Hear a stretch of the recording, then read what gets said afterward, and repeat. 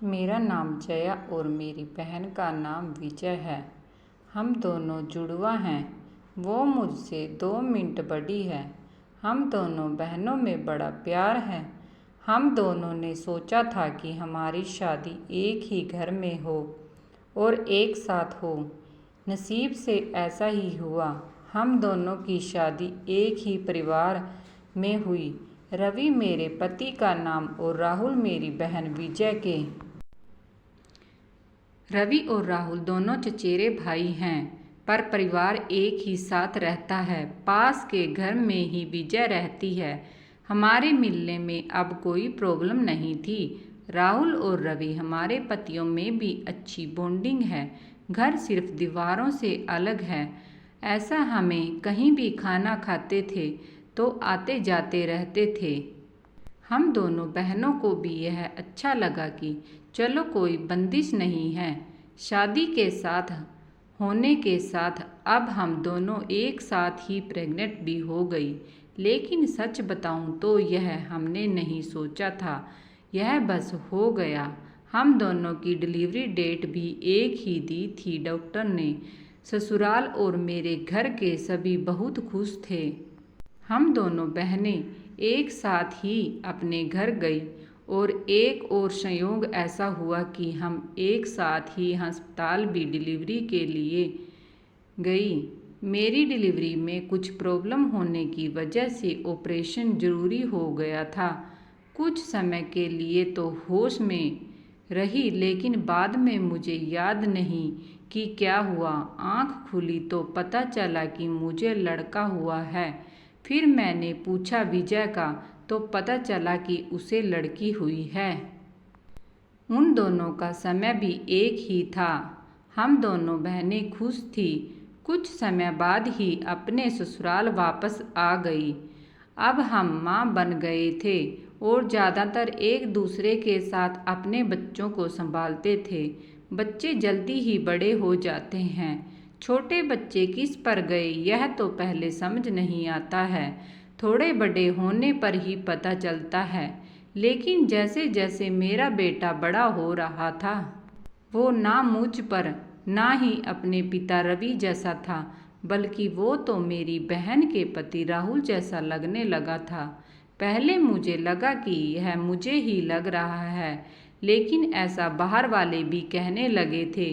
वो मेरे साथ जाता तब जो मिलता यही कहता, यह राहुल का है। फिर मैं मना करती, नहीं यह मेरा और रवि का है।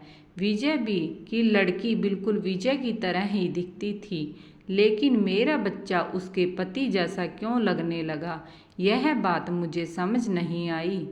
मेरे पति को एक बार मैंने ऐसे ही उनसे मजाक में कहा कि यह तो राहुल जैसा लगने लगा है, तो वह गुस्सा हो गए और कहने लगे, पागल हो, ऐसा कुछ भी मत बोलो। मेरी मजाक में कही बात को वो इस तरह गुस्सा हो जाएंगे मुझे पता नहीं था, लेकिन ऐसा गुस्सा वो पहली बार ही हुए थे। अब मेरे मन में कई सवाल मंडराने लगे कि मेरे साथ क्या हो रहा है। मेरी बहन और बाकी सभी को मैंने कुछ नहीं कहा, लेकिन क्या सबको दिखाई नहीं पड़ रहा था। लेकिन कोई भी इस बारे में जिक्र नहीं करता था। कुछ महीने ऐसे ही चले गए, लेकिन मेरे दिमाग में यह सब चलता ही रहा। फिर मैंने सोचा कि मैं अपनी बहन से बात करूं। मैंने उससे डायरेक्ट ही पूछा, क्यों कि हो सकता है कि वो गलत तरीके से ले ले और मैं नहीं चाहती कि वो मेरी वजह से उसके और राहुल में कुछ तनाव पैदा हो। मैंने ऐसे ही उससे ही मजाक में ही कहा कि यह तो धीरे धीरे अपने चाचा जैसा लगने लगा है और लगेगा भी, क्योंकि एक ही परिवार के तो हैं। थोड़ा सा मुस्कुराई। बस अब मैंने पकड़ लिया, क्योंकि मैं अपनी बहन को बचपन से जानती थी। कुछ छिपाने वाली मुस्कान थी उसकी। वो जल्दी से कुछ बहाना करके वहाँ से चली गई। इस घर में ऐसी कोई बात है जो मुझसे छिपाई जा रही है। मैं अब शक भी करने लगी सब पर, अपने पति पर, बहन पर, उसके पति राहुल पर।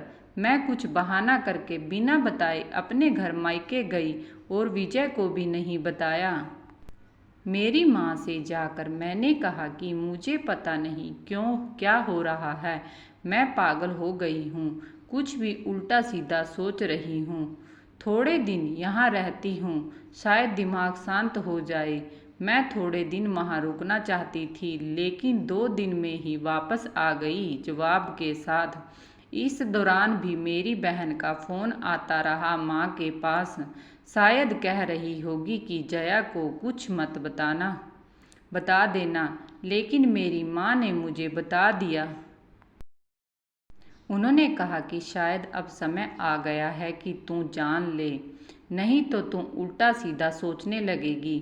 मैं अपने ससुराल गई। मेरे पति जाते ही बोले कि यह क्या तरीका है, ऐसे भी कोई बिना बताए जाता है। मैंने उनसे कहा चलो। उन्हें मैं विजय के यहाँ ले गई। उसका पति राहुल भी वहीं था। मुझे और रवि को देखकर थोड़ा आश्चर्य हुआ उनको। विजय बोलती है, आ जया क्या लाई है माँ के यहाँ से, बिना बताई चली गई। मैंने बोला तूने क्यों छिपाया कि तेरे गर्भ में जुड़वा थे। वो सुनकर मेरी ओर देखने लगी। मैंने जाकर उसे गले लगा लिया। यह मेरी बहन है जिसने अपना एक बच्चा मेरी गोद में दे दिया। वो बोली कि मैंने सभी को मना किया था क्योंकि मैं तुझे नहीं बताना चाहती थी, लेकिन तेरे समय में कुछ कॉम्प्लिकेशन की वजह से तेरा बच्चा नहीं बचा नहीं था और मैं नहीं चाहती थी कि मेरी बहन आंख खोले तो उससे यह सुनना पड़े कि उसकी गोद सूनी हो गई है।